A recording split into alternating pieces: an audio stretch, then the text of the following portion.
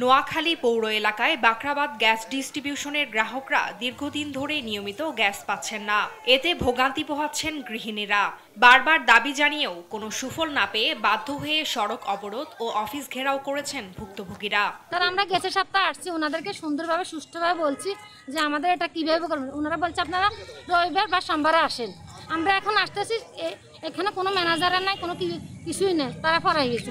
Daily 4-5 বার gas চলে যায়, যখন গ্যাস আসে এই আধা ঘন্টা 20 মিনিট এরকম থাকে। গ্যাস সন্ধ্যা থাকে না, গ্যাস বিকেলে থাকে না, রাত্রেও থাকে না, গ্যাস থাকে না। আমরা বহুত কষ্ট করতেছি, আর আমরা সকালে গ্যাস পাই না, রাত্রেও গ্যাস পাই না। এখন আমাদের দাবি মানতে হবে, আমাদের গ্যাস ঠিক করে দিতে হবে। সোমবার বেলা 11টা থেকে ঘণ্টাব্যাপী এ কর্মসূচির কারণে ইসলামিয়া সড়কে সৃষ্টি হয় যানজট।